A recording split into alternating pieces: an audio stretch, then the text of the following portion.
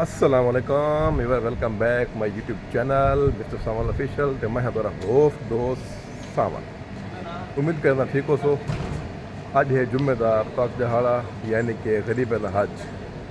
तो उठे हैं, धाते हैं, चेंज किते, गुसल किते, अल्हम्दुलिल्लाह धा धूप फ्रेश थी कि होन मैंने अपने जुम्मा नमाज ते जुम्मा नमाज के बाद इंशाअल्लाह खाना शाना खा लूँ वाला अपने दोस्तों नाल अपने व्यूवर नाल अपनी डेली रूटीन शेयर करें लूँ। वीडियो नाल रखो, वीडियो स्किप नहीं करना। ये भी बार जुम्मा नमाज पढ़ की थी अल्हम्दुलिल्लाह। उसके बाद मौसम काफ़ी अच्छा है कतर का, ना सर्दी है तो ना गर्मी है, नॉर्मल मौसम है। ये पाकिस्तान इंडिया में मार्च का महीना नहीं होता, फरवरी का महीना होता ही इतना भी हों जुलते हैं मार का खाना शाना खाते हैं।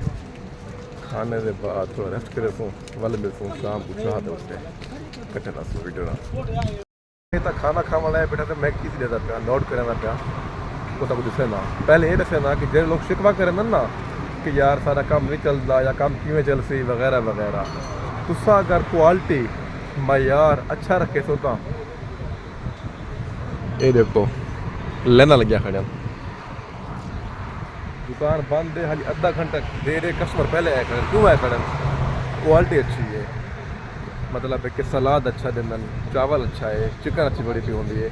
कोई भी काम करो बाहर करो जैसा भी करो उधर मुखलिफ थी करे सो इंशाल्लाह कामयाब थी। सो मेन दस मतलब मकसद ये होगा।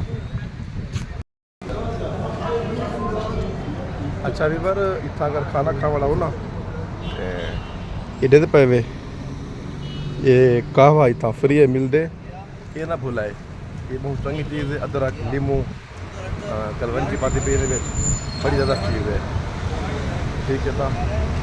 और वैसे भी आजकल जो ठंड का मौसम है तो एक कहवा चफ चले थे खाना में खा के हम चफ चाहते मैं कहवे दी उनके बाद मैंने रूम से कलूला करे नूँ पीछे मजदूर बनने रोज बच्चे नाल तो पर कलूला थी गए आराम कर दे तो काफ़ी रिलैक्स थी गया। थकेड़ा पूरा हफ्ता चला चुके तो हम ज़्यादा गुड़ पीना उनके बाद मार्केट चक्कर लैन चलते फिर नवे थे तब नाल इंजॉय करूँ, खुद भी इंजॉय करूँ, ठीक है। नाल वीडियो से चाह जी है ना। पहले मैं गर्मियों में सिर्फ एक चाह पीना मैं अपना सवेर नाश्ते में उनके मैं बिल्कुल दोबारा ॾींहं पीना ही कहना मैं ॾींहं ना शाम का।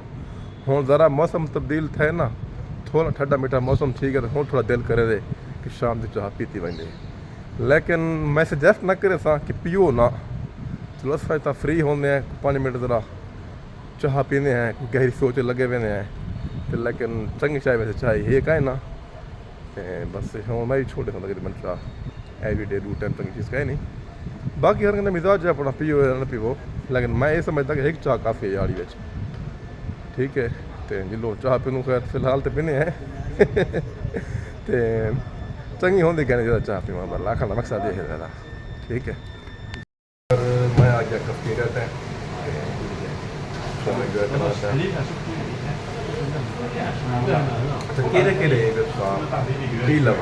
कमेंट दसे तो कि क्या चाह सखनी पीनी चाहिए नाल कोई समोसा पकौड़ा होवे बिस्कुट ब्रेड होवे क्या दे मैं तो नाल समोसा खा दे सम टाइम ब्रेड भी खा के सखनी चाह भी नहीं पीनी चाहिए हाँ को लगने